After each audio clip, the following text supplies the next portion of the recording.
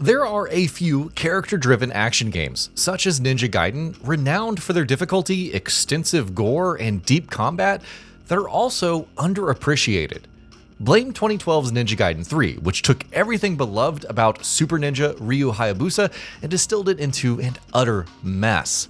Serving as the best-kept secret of Team Ninja and Platinum Games for years, a new title is finally upon us, promising a redemption, an improvement, and above all else, a bloody good time.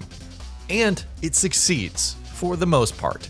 Between the myriad of new tools and delightful ways to obliterate enemies, Ninja Gaiden 4 impresses so thoroughly that it's almost enough to make you forgive when it runs out of steam. For the first time on this side of the series, the protagonist isn't Ryu Hayabusa, but Yakumo of the Raven Clan. Initially tasked with assassinating Sayori, the Dark Dragon Priestess, he ends up helping her break the seals on the infamous foe to purify it, which would help Tokyo's real estate value since its husk has been plaguing the city. The Dark Dragon will be familiar to fans of the first game and Ninja Gaiden Dragon Sword. Its blade and Dark Dragon Stones were the catalyst for major world-threatening events. Apparently, only a Raven Clan ninja can accomplish this, and to do so, Yakumo needs Sayori alive.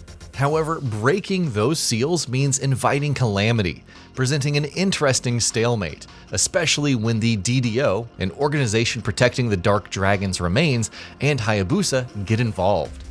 It's an interesting stalemate, at least initially, and the narrative steadily unfolds to reveal that things, surprise surprise, are not what they seem. Regardless, this isn't simply a case of Yakumo and his crew being the baddies. The Raven Clan is known for taking on all kinds of tasks, and for Yakumo, the mission is all that matters, and destroying the Dark Dragon is priority one. He can come across as dour and uninterested, but cares for his team, namely Yumi, who provides support and navigation over comms. Misaki, the technical expert, Tyron, the grizzled instructor, and yes, eventually Sayori, whose sassiness pairs well with Yakumo's attitude, even if the shift from cohorts to friends isn't the smoothest. But the main appeal of Ninja Gaiden 4 is the action, and there's plenty to go around. Initially armed with dual katanas, Yakumo can acquire a rapier, quarterstaff, and the Box of Death, a set of ninja tools that include kunai, shuriken, bombs, and more. And yes, it is as cool to see in motion. However, there's also Bloodbind Ninjutsu, allowing him to imbue his weapons with blood, transforming them in the process, referred to as Blood Raven form. Instead of dual katanas, you wield a single, massive blade. The quarterstaff turns into a rocket hammer, the rapier a drill that can dash around, and so on. It's a simple yet ingenious system. The quarterstaff is ideal for dealing with groups of enemies, but as a hammer, it hits incredibly hard. The dual katanas can dish out some great single-target combos, even juggling enemies up in the air for the famed Izuna drop. However, Blood Raven form gives it extensive reach for dealing with groups of enemies. Of course, you can't keep it permanently enabled. Blood Raven feeds off of kills, particularly obliterations. This encourages decimating your enemies as quickly and thoroughly as possible, though that is easier said than done depending on who you are up against.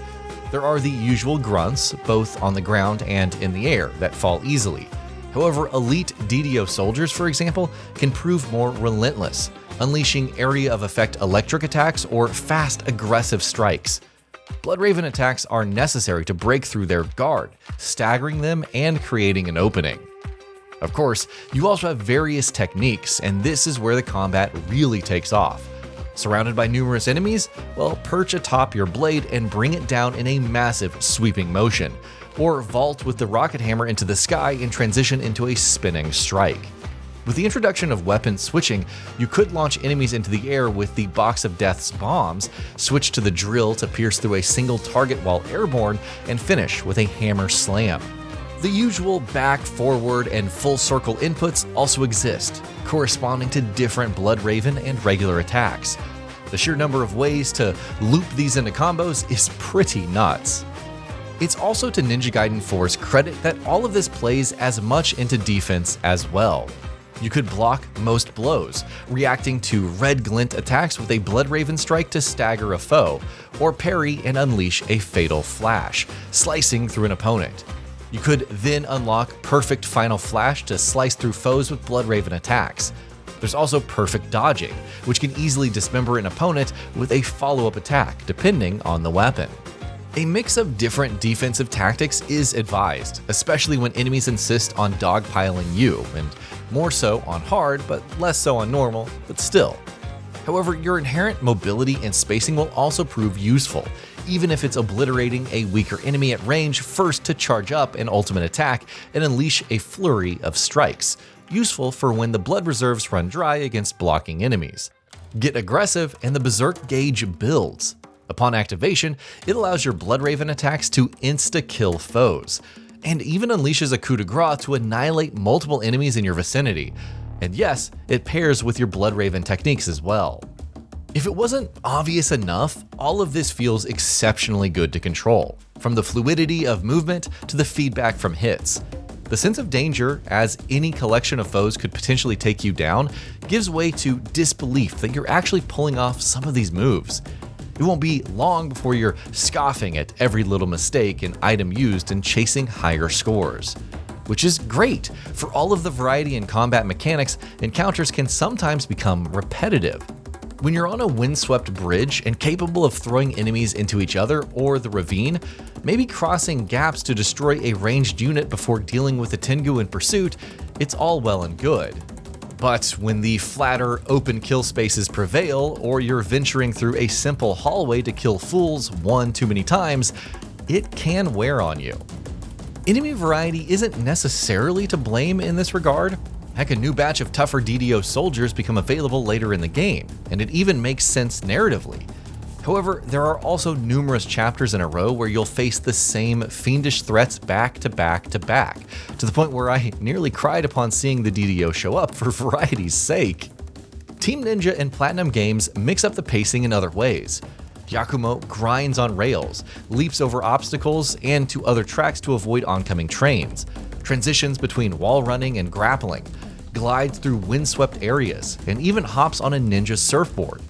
Some environments feature all of these to great effect, with excellent responsiveness, even if these sections don't really feel all that challenging, with maybe one exception in a late game level.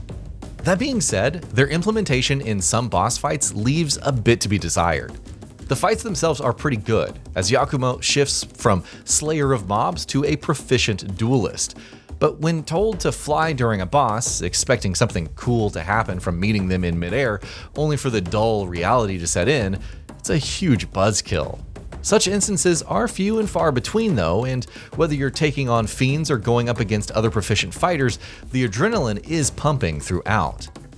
For much of its playtime, Ninja Gaiden 4 is a roller coaster, until you gain control of Ryu Hayabusa.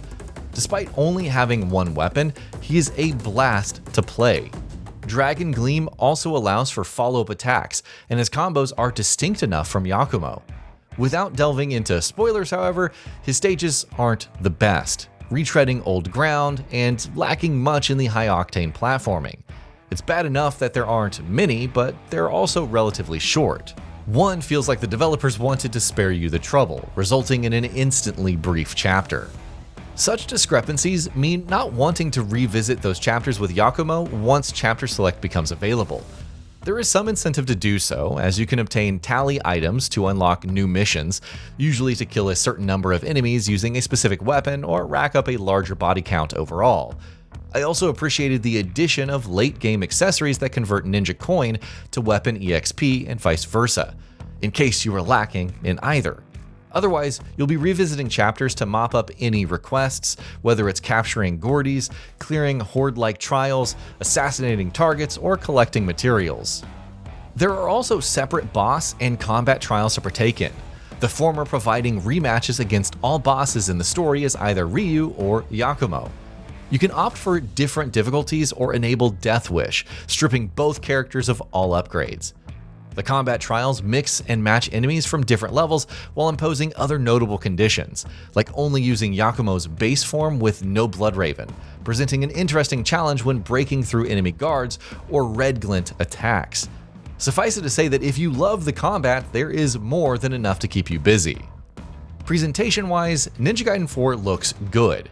Character designs, both for the core cast and enemies, are on point, and they animate exceedingly well.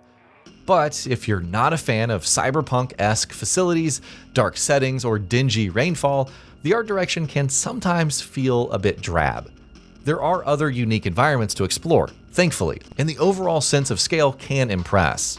When it comes to the details, you'll be admiring the obliterations and sheer bloodshed more than really anything else. And on my setup, an Intel Core i5-11400, 32GB of RAM, and an RTX 4060, it all ran quite well with the rarest of frame drops at 1440p. Of course, that's with DLSS enabled, and most settings on either high or medium. Strangely enough, you don't have different DLSS modes, unlike with FSR, though at least there is an option for DLAA. As for the music, it is a solid mix of traditional percussion and rock tracks, with a few vocal numbers emerging in key fights, which can be either extremely hype or slightly mismatched.